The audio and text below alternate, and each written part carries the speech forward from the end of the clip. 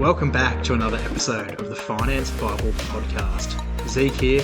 And your co-host Oscar. But before we get into it, please note that nothing in this podcast should ever be considered as personal financial advice. Of course, if that is what you are seeking, reach out. We'll get you in touch with the correct professionals, get the job done properly.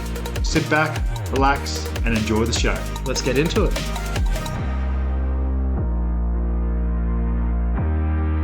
On today's episode, we're just going to be jumping straight in, as per usual. And we're actually talking about a pretty interesting topic that not many people would think about every single day, that is. And it is in relation to retirement and comfortability in retirement. Not only superannuation, but just the general side of things, like retiring comfortably and what that means. Joined by Mr. Don, as per usual. He's just sitting to my right. You may hear a little bit of a puffer jacket. Yes, moving I'm now wearing and a puffer. I'm a bit chilly. We're in a hotel room, and man, it's cold. I am quite cold, but yeah, today it's a good episode. It's more about, are you on track for retirement? Do you have enough assets? Do you have the right mindset of what you need and what you want? Because day in, day out, we meet a lot of Australians who unfortunately leave it a bit too late and really can't live the life they've always wanted to because they don't have the assets there to help pay their lifestyles. So we just want to talk about it, talk about some statistics, talk about what needs to be done, how the government needs to change some things. But yeah, let's get into it. All right, let's do it. Let's start off with, first of all, what do Australians define as a comfortable retirement, or what do they define as a modest retirement? So modest being, yeah, it's all right. It's not the greatest, but It'll do. Yeah, it'll do. It's fine. So a modest lifestyle, according to ASFA, which is the Association of Superannuation Funds of Australia. Now, what do you think, actually, Oscar, first? What would you think is a modest income for a single? I think a modest income for retirement would be like, am I talking what I think the numbers would be based on actual or me personally? Yeah, what do you think would be modest for the average Australian? They're 65 or 63. I think a modest would be around 80 grand. 80 grand? Per year. Per year for a single man, woman, in between. Yeah, I reckon 80K is a good modest number. Okay, so what would you say for a couple? I think a couple you'd want double that. So I'll probably push to 150 to 200. Okay, that's fair. And we'll get into why later, I guess. But what about a comfortable lifestyle for a single? Comfortable, you're looking at the 150s to 200 okay, for a single, and then I'll double that again as a comfortable couple. Okay. So you're hitting around the 250s to 3s. Fair enough. But that's what I think. That's what you think? Because some of these numbers which we'll talk about is, I don't know how people can live off it. That's fair. I'm so glad you returned the question to me. A bit of return serve. Tennis is a great sport. You would not be a good opponent, I guess. Well, mate, what do you think? Here it is, Will. And no, I am a good tennis player. I've beaten you a few times on the court. We've had some good matches. I would say single, assuming you own a home. Probably single for modest, about maybe 70,000. Yeah, that's enough to like get by. You're doing everything, like you're not. This is per year we're talking. Yeah, per year. You're not able to like go on holidays and stuff. Oh, you probably could if you had some savings. Not lavish ones. No. But you're able to get by and you're not really stressing every day. Yes. Comfortable, I'd probably say around the one. You didn't talk about the couple. Oh, for couples, yeah. Modest couple. I'd probably only add about 30 grand on, to be honest. I'd probably say 100. Right. Fair enough. Because you're like everything you do, like you've already got the one-off expenses kind of covered on your own. So if you're a couple, it's a bit different.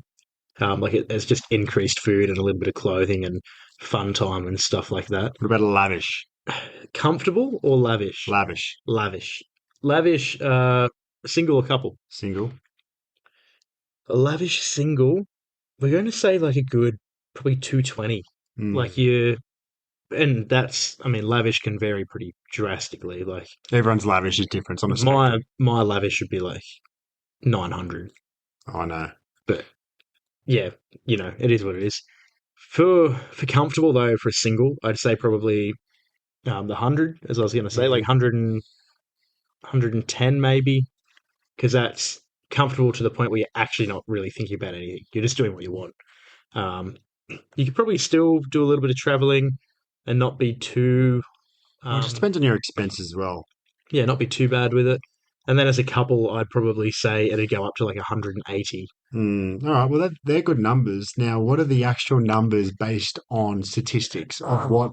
Well, firstly, what the ASFA believe is a Well, comfortable retirement. let me tell you, you're gonna love this. But before you tell me, it's quite funny because they say it's a comfortable retirement, which allows you to enjoy a good standard of living. Yeah, it's That's what they say. quality of life. Yeah, it Yes. is hilarious. Like, yeah, go. So for a single, on a modest one, per Yeah, annum, we've got a whopping $32,000 per year. that is ridiculous. 32K. How do you live off that? I couldn't tell you. I And that's actually couldn't. just over the maximum pension Yeah, for a I single. honestly couldn't tell you how that would. I Yeah, that's outrageous to me. I genuinely do not know what you'd be doing week to week. How much is a week? Around six? Yeah, 615, 620, give or take. But like, I don't know how would that actually work? Where do they get these numbers from? That's what I want to know. I'd love to know as well. But how do you how do you actually comprehend that as a satisfactory number? I was making that much money when I was like 18, and I would have been damn well spending most of it, and I wasn't living Mate, there's people like comfortable. working now on a grad role, which is roughly the 60 to 70 mark. And when I was on that income, I was struggling. Like it was tough to even go out on the weekends and have a nice night with your mates. Imagine retiring on that amount. Well, let's just play a bit of devil's advocate here, okay? So let's say this man or woman own their own house. They're paying rates. So call that 2,500 a year. Paying water, electricity, just call that another 1,000 a year, like real conservative. Mm. They've got their house insurance, probably another good 2,500 a year. Car insurance, another 2 grand a year, assuming it's decent coverage. I've never had a car not comprehensive, so I feel like that's fair enough. What are some other like fixed things? At that age, you probably got some kind of health So insurance your health going on, insurance is which is pretty probably up important at there, that age. like 3.5 grand minimum per year. Yeah, you've got oh, that's probably like the The the main fixed one. staple Okay, expenses. so let's take that off the 32 grand. All right. You're now at about 20. Mm-hmm. So you got twenty thousand So dollars you're left. under the pension So you can spend 380 a week on what? Call it 200 on food or 150 on food. rent. Oh no, you got the home You've got paid the off. home. So you're now down to 13,000 left. Let's say you drive around and you go visit your grandchildren or whatever. Maybe $60 a week in fuel. There's another 3 grand. You're now at 10 grand left. Then there's another streaming service. Yeah, Got to streaming subscribe. services, your Oster. Like we haven't taken into account anything like No. any subscriptions or anything. You're left with like 9K after that. All right. What's the comfortable one? Well, hang on. I'm keen to hear the For, comfortable now. If that's the if that's the first amount. oh yeah, for a single, you're comfortable. You get an extra $20,000 to spend. An extra 20 grand. Imagine the comfortability you could get out of an extra 20 20 grand. grand. Yeah. Wow.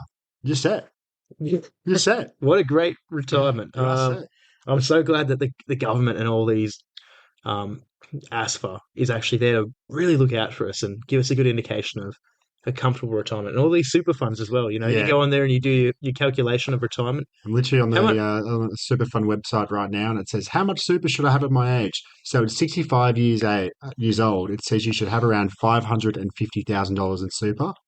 So based on a 4% dividend return, shares, etc., that gives you an income of around $22,000 per year, Oh yeah, that's and unreal. that's how much super you should have at your age. And I also, Which is looking over at your screen, I what? can see it says you're keen for a comfortable retirement at 67. I don't know about you, but if I'm Yeah, that's retiring it at again. 67, Yes, I'm going to be that's not tough. happy. Yeah. We'll come to the retirement age Yeah, shortly. it's just insane. What about a couple?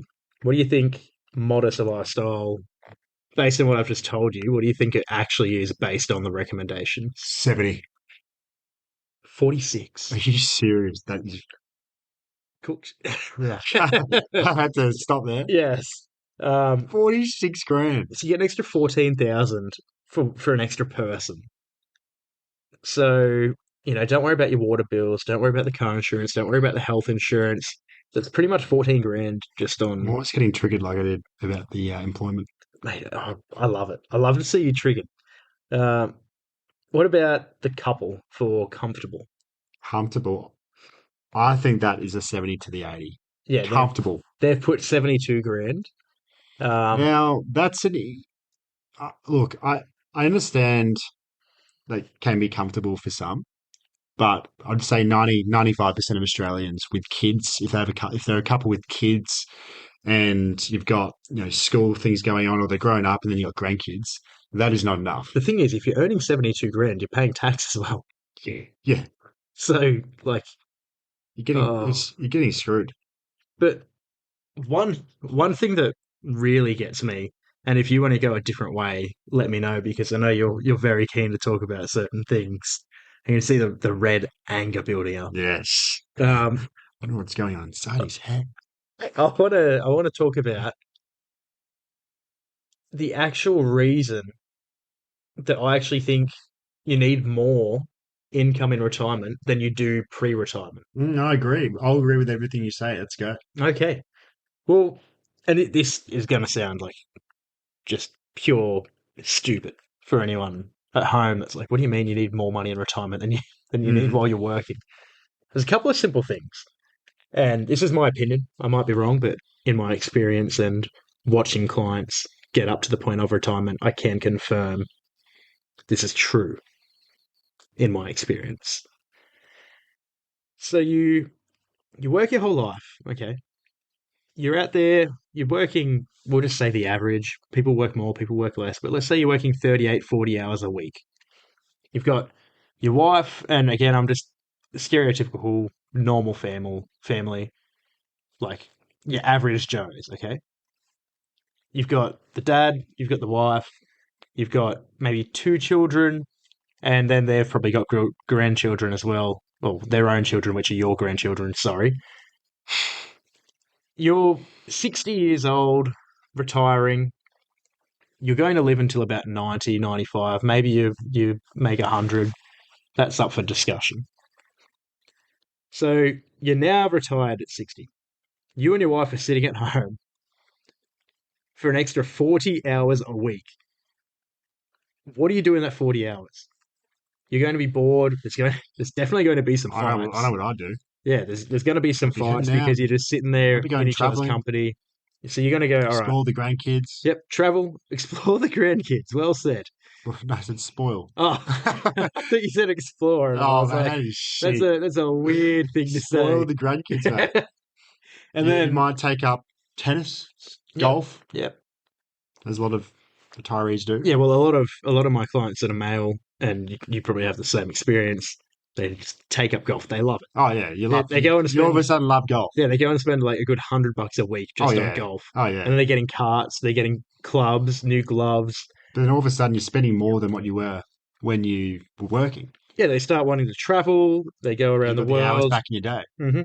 and yeah, they go and spoil the grandkids, which is a massive one. They help them get into property. They help them get into school. Hmm. They might be Well, they paying try to university if they can. fees. They might be paying private school fees. Yeah, And all of a sudden, they're like, hang on a minute.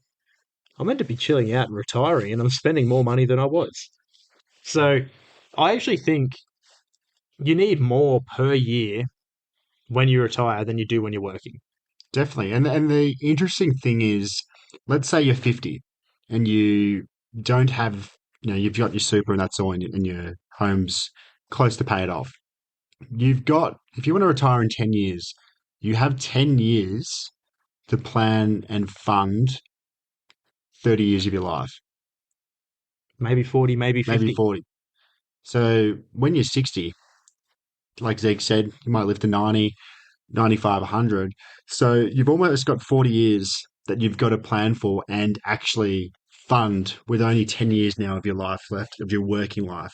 And because you only got 10 years of your working life, that's when you got the income to actually propel you into investments and actually leverage.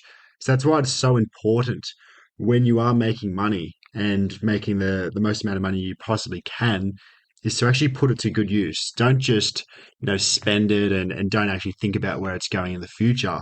Because so many times people are stuck in that trap of sitting down, retiring, getting their $30,000 a year from their super fund, which they're told it's a perfect and a healthy retirement income.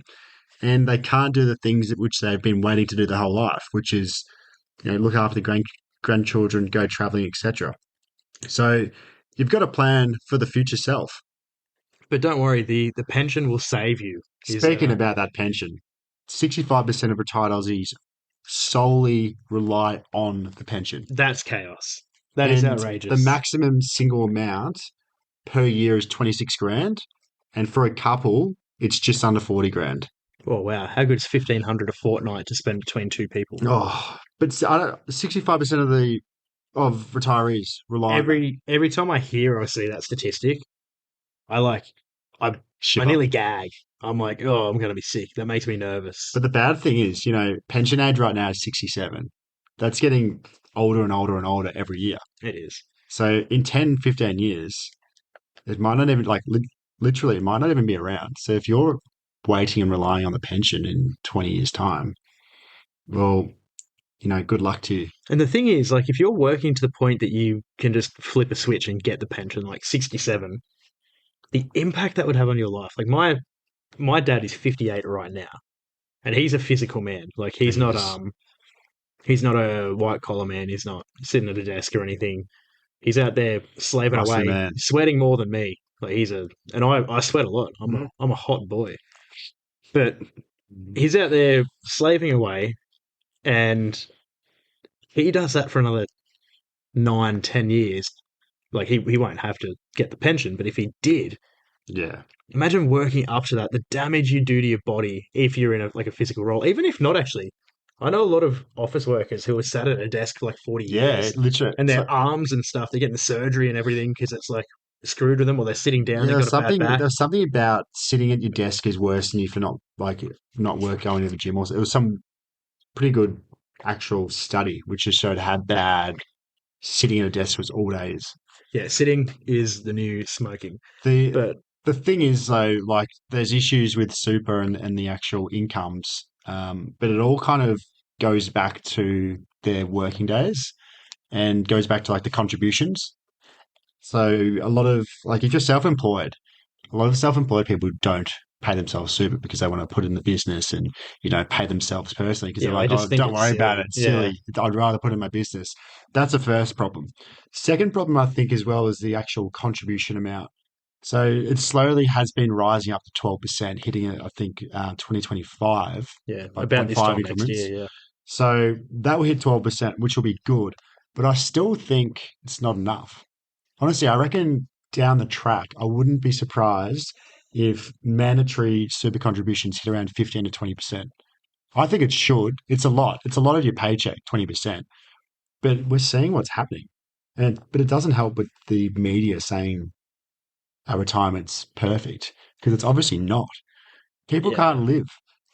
There's a lot of problems. I personally don't think they will increase it Mm, because the impact that would have on like employers and everything would be too drastic. But at the same time, they're trying to cover themselves by not making the government have to keep paying such a pension amount per year because we spend millions and millions of dollars on it. But how do you find that balance? It's actually a difficult problem to solve, and the superannuation companies could do a lot more to help. People being educated would do a lot more to help. The schooling system could do a lot more to help. Like, there's so the many different schooling system, yeah. problems. But yeah, and even in this day and age, like we're seeing it more often. Actually, interesting study for the first time in history, life expectancy this year took a turn. Oh, tell me It's now about it. going down, not up. Really? Yeah. due to health, Mostly, you'd have to assume that's electronics, like a health being like probably diet is a huge part. The studies out there showing that exercise? the spinach that you used to eat back in like the 1850s or the 1900s, in comparison to now, you need to consume about 60 times as much to get the same nutrients. Lucky I've got my greens powder.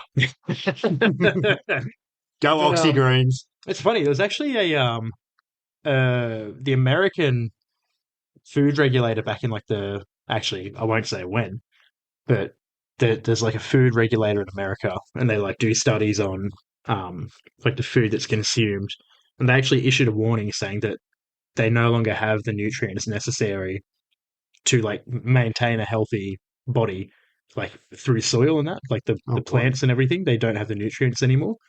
When do you reckon that was published? When or where? When? Probably this year. This year? What if I told you it was over 30 years ago? And no one's spoken about it. So for 30 years, everyone's been eating shit. For more than 30 years, people have been eating terrible, and it's known. But People like, just want to put a blind eye to it.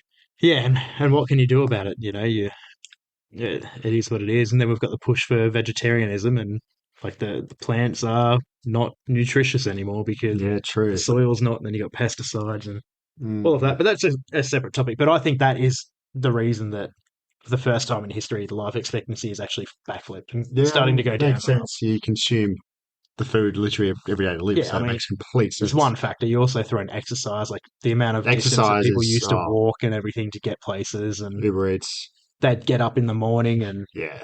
go and do things, and they rose with the sun. They weren't on their phone as soon as they woke up.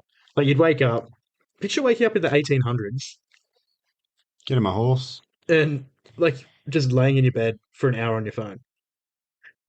Like it just didn't Get exist. up, run, get some water. Yeah, you're not going to just sit there and go, well, I'm just going to Here lay we here are. for an hour. Yeah. Yeah. No. Um, Yeah, but that's that's a interesting. complete separate topic. So yeah, I mean, you've got to figure out a lot of different issues.